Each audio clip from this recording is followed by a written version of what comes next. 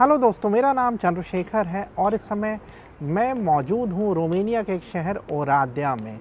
अब जो ओराद्या है वो आता रोमेनिया में है, लेकिन यहाँ से हंगेरी का बॉर्डर सिर्फ 20 किलोमीटर दूर है। इनफैक्ट फर्स्ट वर्ल्ड वॉर से पहले ओराद्या जो था वो हंगेरी का हिस्सा था। अब यहाँ पे मैं जिनके साथ बैठा हूँ ये हंगेरियन पोइट्स का स्टैचू है और आज के इस वीडियो में हम बात करने वाले हैं हंगेरी के स्टूडेंट वीज़ा के प्रोसेसिंग टाइम के बारे में। देखिए, हमारे बहुत सारे सब्सक्राइबर्स ने मुझसे पूछा है कि मैं एक वीडियो बनाऊं हंगेरी के स्टडी वीज़ा की प्रोसेसिंग कैसे होती है और कितना टाइम लगता है। इससे पहले कि हम आगे बढ़ें, मैं आपसे रिक्वेस्ट करूंगा कि आप हमारे यूट्यूब चैनल को सब्सक्राइब कर लीजिए, क्योंकि मेरा पर्पज़ है आपको 100% जेन्युइन इन्फॉर्मेशन देना। तो दोस्तों, मैं रिक्रूटर हूँ बहुत सारी हंगेरियन यूनिवर्सिटीज़ के लिए और मैं खुद हंगेरी में पढ़ चुका हूँ। अब हम बात करें हंगेरी के स्टूडेंट वीज़ा की, जिसे हम residence permit for the purpose of study भी बोलते हैं। उसमें क्या होता है कि अगर आप इंडिया या पाकिस्तान से सबमिशन कर रहे हैं तो आपका इंटरव्यू भी होता है और उसके बाद जो काउंसलर है वो अपनी रिकमेंडेशन के साथ आपके डॉक्यूमेंट्स को अपलोड कर देता है एक सिस्टम पे, और उसके बाद जो हंगरी में लोकल इमिग्रेशन ऑफिस होता है वो उसका वेरिफिकेशन करता है। वो देखते हैं कि सारे डॉक्यूमेंट्स ठीक है। इनफैक्ट जैसा आपका इंटरव्यू हुआ है वो रिकमेंडेशन बहुत ज़्यादा इम्पॉर्टेंट होती है अप्रूवल में।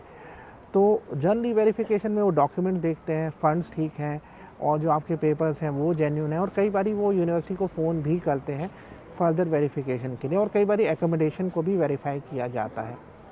और अगर सभी कुछ ठीक होता है तो आपको वीज़ा दे दिया जाता है। अब वीज़ा के डिसीजन में आम तौर पे मैं कहूँगा 3 हफ्ते से लेके 12 हफ्ते तक लग सकते हैं। हमारे जो स्टूडेंट्स हैं हमने ऐसा भी देखा है कि किसी को 3 हफ्ते में वीज़ा मिल गया है और किसी को 12 हफ्ते वेट करना पड़ा है। ऑन एन एवरेज मैं कहूँगा 6 वीक्स का टाइम रहता है प्रोसेसिंग का। तो एक बार आपका डिसीजन आ जाता है तो कुछ कंट्रीज़ में क्या हो रहा है कि ईमेल आएगी कि आपका residence permit for study approve हो गया। कई जगह सिर्फ ये ईमेल आ जाता है कि आपका डिसीजन रेडी है कलेक्शन के लिए और आप अपना पासपोर्ट आके कलेक्ट कर लीजिए। अगर डिले बहुत ज़्यादा हो रहा है और आपका सेशन शुरू होने वाला है तो मैं ये रिकमेंड करूँगा कि आप अपनी यूनिवर्सिटी से कांटेक्ट करिए।